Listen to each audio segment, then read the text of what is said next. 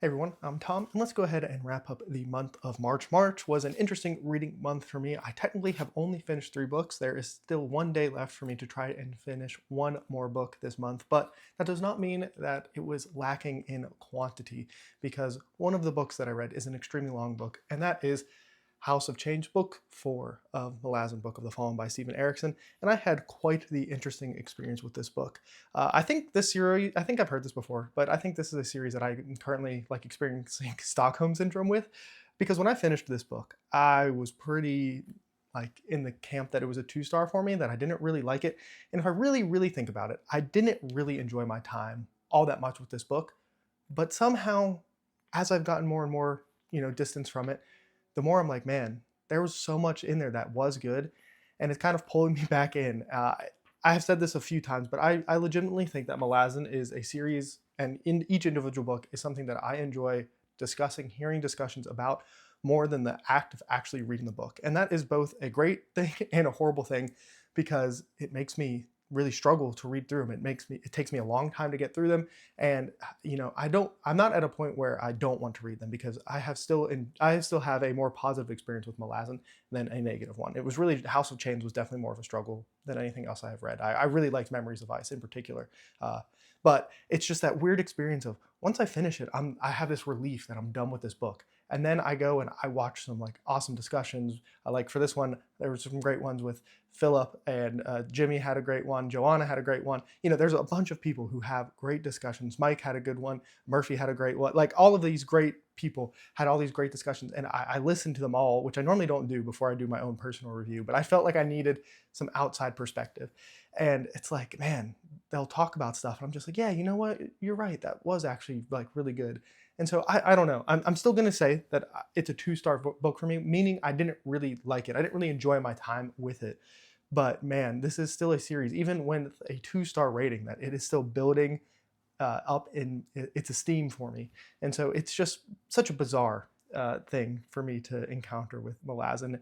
And so I will be getting to book 5 sometime soon, probably in the next 2 months. It would be my like approximate guess. Is that Midnight Tides is the next one, I think. So that will be coming shortly. I am going to have a full spoiler review for House of Chains coming up here shortly. I need to collect my thoughts and kind of write them down, because there's so much happens in that book. It's impossible if I don't like have some like better notes than I normally go into with just some of my bullet point stuff.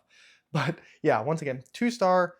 I know there's going to be a lot of Malazan. Like, Malazan gets a lot of polarizing responses, and in general, people have been pretty positive towards me, even with my like negative feelings of the House of Chains as a whole.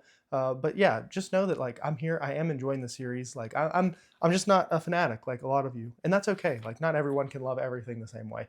But like I said, Midnight Tides will be coming soon. The next book I finished is I Who Have Never Known Men. And this was something I didn't really know what to experience. Joanna over at Joanna Reads talked about this, talked about how much she really enjoyed it. And, she sold me on it.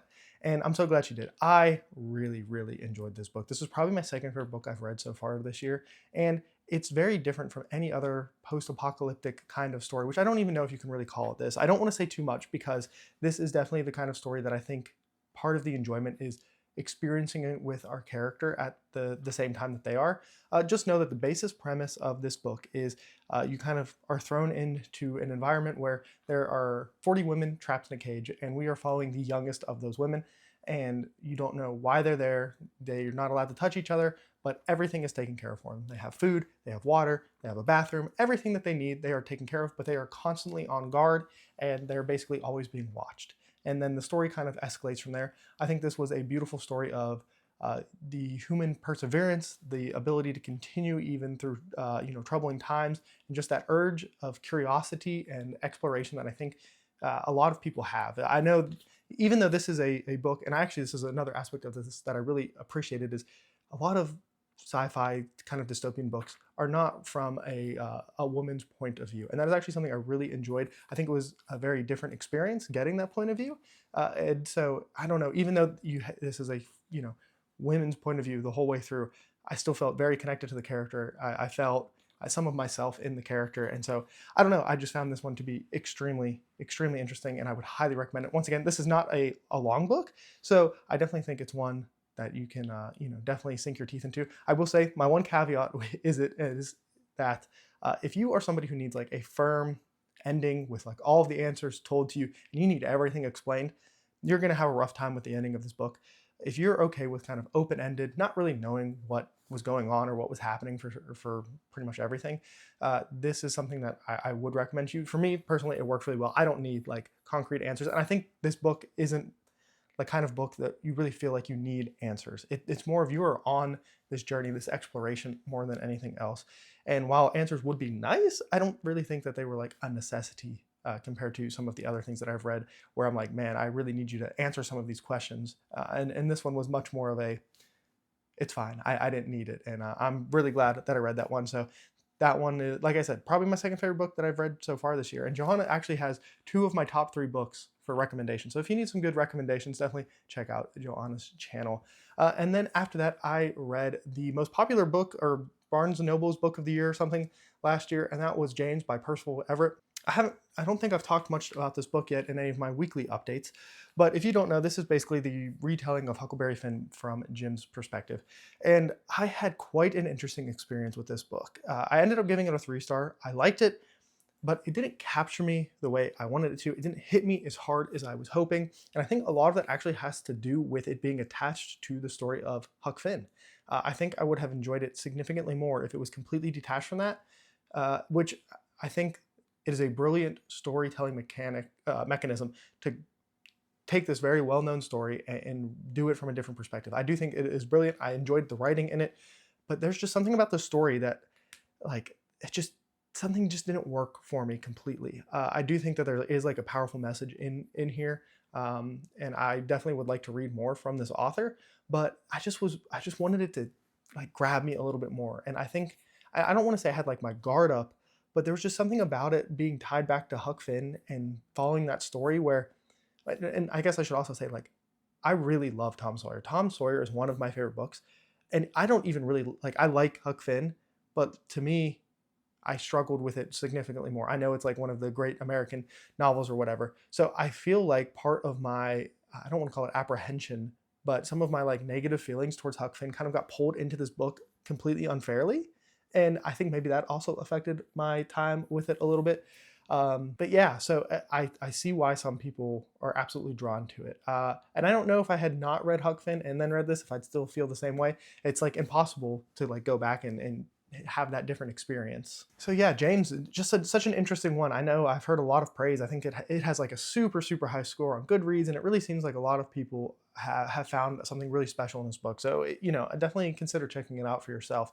It's just one of those ones where the entire, one thing that I think I kept thinking of, while I think I just said that horribly, but anyway, one thing that kept coming back to me is I kept trying to compare this slightly to A Narrative of the Life of a Slave by Frederick Douglass, and the emotional impact that that book had on me compared to this one. And I don't know if it's because a real person versus fictional characters, even though the things that happen in this story like happen to real people. I don't know if that is some of the disconnect that I also had, where I don't know. There's just something missing for me in this book. Like there's like a piece of it that just didn't connect with me that I think if it had, this book would have soared up my rankings and I would have really liked it a lot more. So yeah, definitely an interesting thought experiment. I definitely will check out more from this author, but you know, I liked it overall. So James was a good book. I would recommend it to a lot of people, but for me, it wasn't groundbreaking or a new favorite for me. And then the last book that we have got to talk about, and this is hopefully the book that I'm going to be finishing either later tonight or tomorrow, which will be Sunday. I'm filming this Saturday night, is The Fugitive Prince by J.D. Words. I am at like 84% of the way through, so I've just that little bit last of it left, so I can't give you my full final thoughts on it here compared to everything else that I have finished. And I have a feeling that the weather is supposed to be nice tomorrow, so I'm going to end up going out riding my motorcycle instead of reading, and but that's okay. So this probably will end up being an April finished book, if not. But this is probably going to end up being my favorite one of the series. There has been so many awesome things that have happened in this.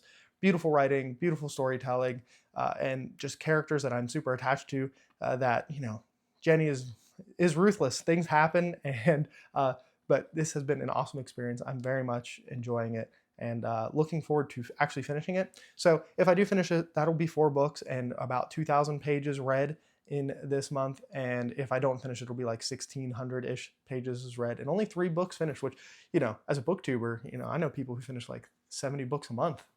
And so will be, quite a low number, even for me. But then again, House of Chains, like I said, is a massive book. So right now, my book of the month is going to be I Who Have Never Known Men, but obviously this definitely has a chance of taking that as well, depending on how it finishes. It's going to be a very close race probably between those two.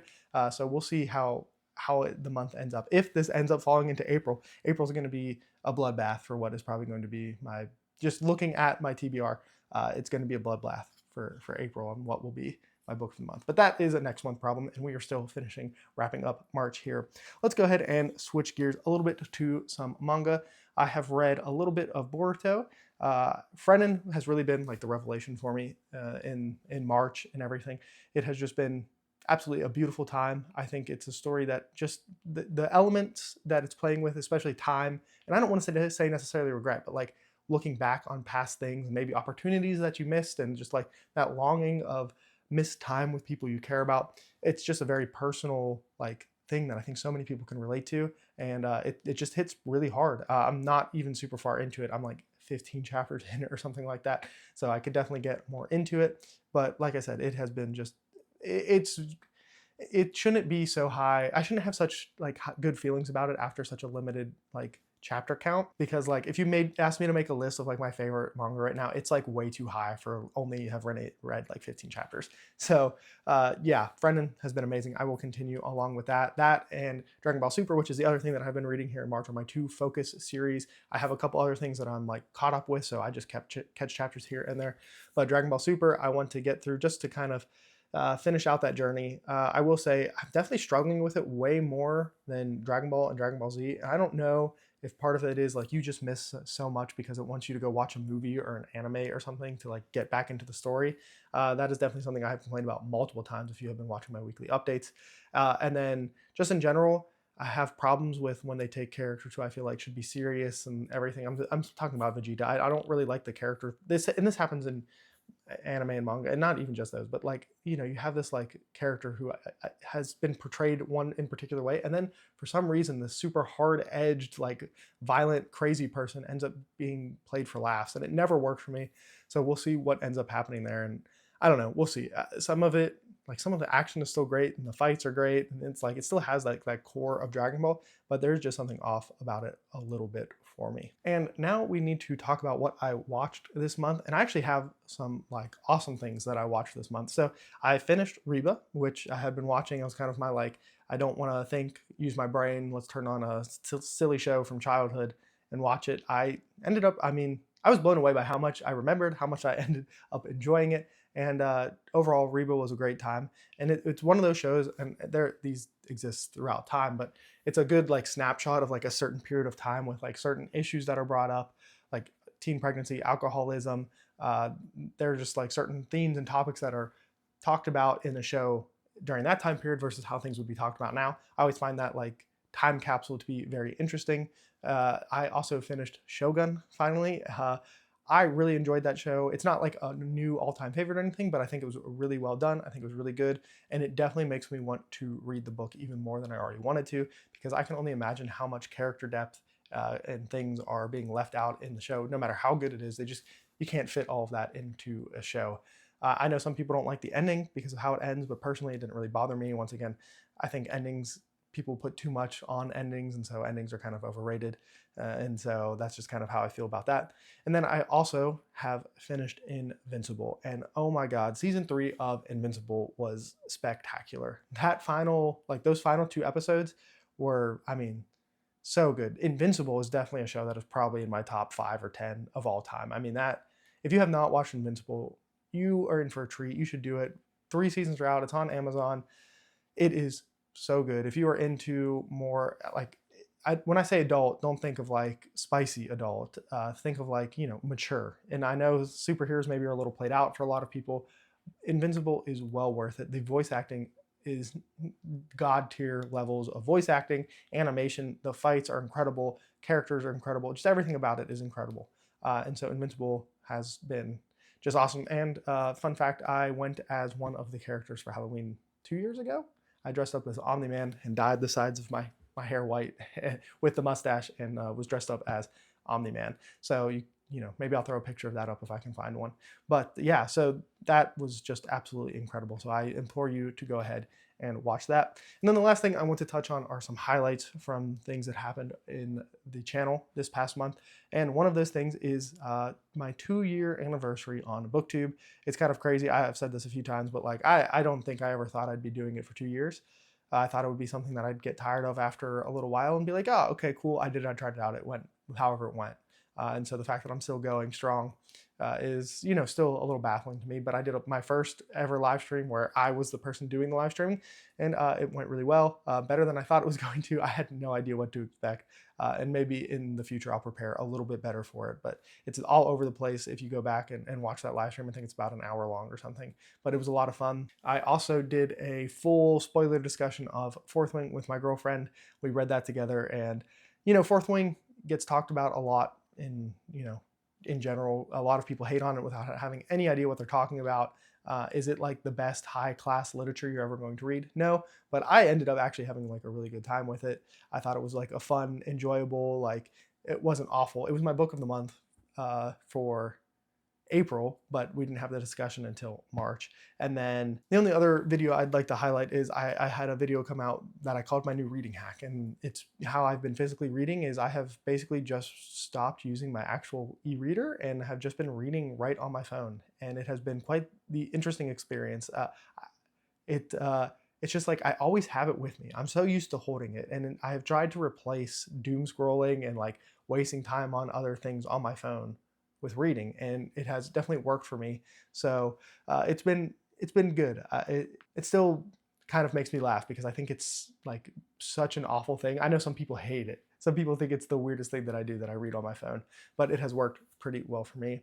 But that is all for me. If you would like to chat with me at all, down below in the comments, you can. If you want to talk even more, I am part of a Discord, the Book Street Boys. There is a bunch of us over there, so you can go ahead and join and talk there as well. But I would love to know how your reading month went, what you read, what you watched, any of those things. You can let me know. But remember, read what you want when you want.